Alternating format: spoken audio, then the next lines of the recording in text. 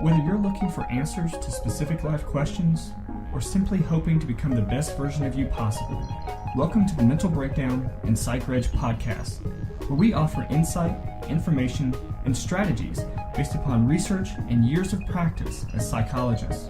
So sit back, have a listen, and get connected with our hosts, Dr. Berney and Dr. Richard Marshall.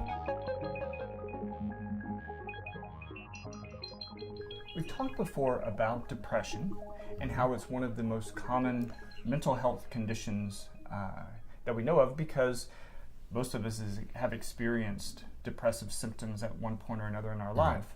While most of us haven't necessarily had major depressive disorder, we've all certainly experienced that discomfort of depressive symptoms. Serious case of the blues, yes. The blahs. Yeah. So, but today we're going to talk about a treatment for depression called transcranial magnetic stimulation, and this was an article from our blog at Psychreg. It's written by a physician who uses transcranial magnetic stimulation in the treatment of depression, and there's a number of things that we want to talk about with it because it is relatively new, and it is an interesting approach. Right. It kind of pulls from some old school stuff. Right. Well, one of the things I like about they give the statistics, the epidemiology of depression, how many people are affected by it, and worldwide. When you think of it as worldwide, even in our country, right. You're talking about hundreds of thousands of people who are depression can be close to 800,000 people die because of suicide. 800,000 die of suicide each year. Globally, right. 300 million people worldwide have depression. 300 million. That's the population of the United States. Right. Okay. And so when you look at the worldwide figures, and the other thing is that many of the medications either can't be used or aren't available in many of those countries. Okay. Right. And even where medications are available, they're not always effective. Right. Or they're effective, but they have side effects that people don't want to deal with. And so whenever there's another possible approach that might be effective, we want to understand what it is and see if it might be useful. What I like about this technique, it has been approved by the FBA.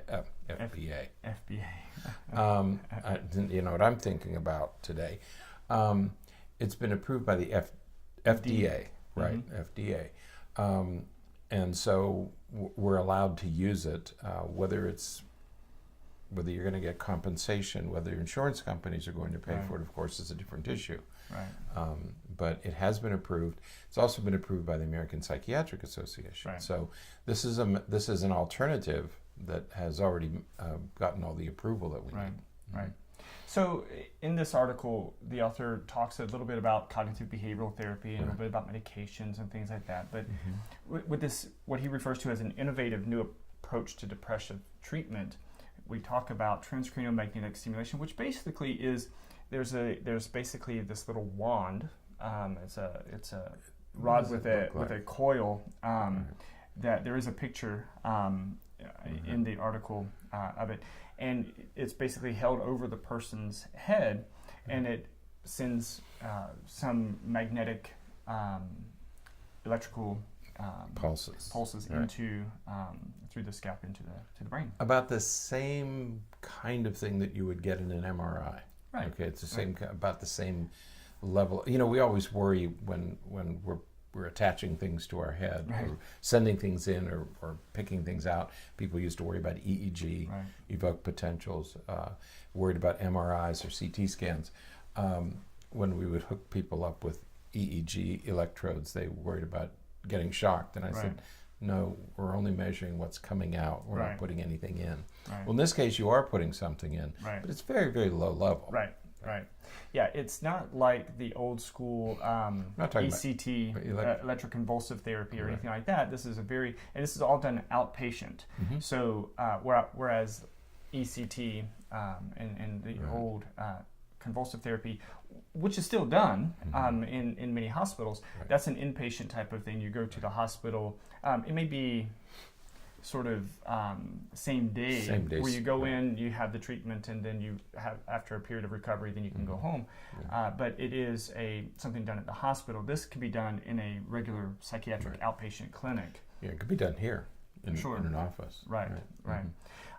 And the idea is that a person experiences a series of treatments. It's pretty intensive, 5 to 6 days a week for 20 or 30 minute sessions a day. Yeah, you'd have to come in every day. Right. 5 to 6 days. So you need to come in every day. Right. For about 20 minutes. Right. Over how many weeks? Well, it's 20 to 30 sessions. Right. So it's, several weeks. 4 to 5 weeks. Right? So you'd have to have a schedule that allows you to do that. Okay. Yeah. So it's intensive from that perspective. Right. But again, if you're thinking about something like that rather than medication, right. It's not quite as significant. You can come in on your lunch break, have the 20 to 30 minute session, and then be able to go back to work and those kinds of things. Right.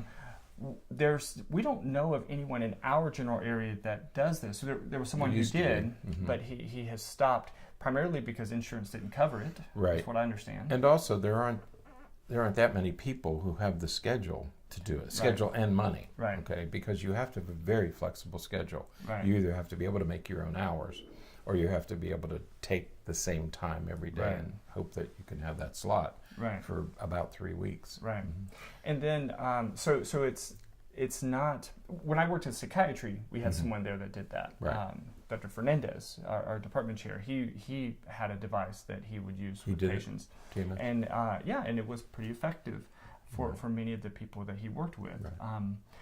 And you never know. And I think that this is just something that's always in the back of my mind, is that people who use mechanisms like this or interventions like this tend to know which patients they would be effective for. Right. Certainly every patient with depression wouldn't necessarily benefit from TMS, but a good clinician would be able to see what those characteristics are and recommend that for a person that is most likely to benefit from it. That's right. If a person is benefiting from cognitive behavioral therapy or medication or insight therapy, there's no need to do this. So this would be more for patients who are not responding as you would hope to medication or to other treatments. Now, we have a device here at our office that we are working with so that we can start using with patients, and it's a Fisher-Wallace device that you wear for, again, about 15, 20 minutes a day, and it puts these little things on the side of your head, and it looks interesting. It does. But it too is a very effective way to help with mood and anxiety and some of those things. So you can do it just a few times a week, again for about 20-minute sessions or so. And that has, it's not quite as intensive as transcranial magnetic stimulation, but it sort of works in the same thing. Right. And by working, what we're talking about is, we've known for many years that people who are depressed have underactivation in the left frontal area of their brains. We know that ADHD is related to right frontal and depression is related to left frontal underactivation. And it seems like what this does is it stimulates those neurons, the magnetic impulses, the electrical impulses, stimulate those neurons. Okay. And it's fascinating the way they calibrate how much electricity, how strong it should be. They put it over the area of your brain that controls movement. And if that makes your fingers move, that means that's enough stimulation. If your fingers aren't moving, it means you need a little bit more. So it's really an ingenious way of doing things. But that's what you're doing. You are trying to stimulate underactive neurons.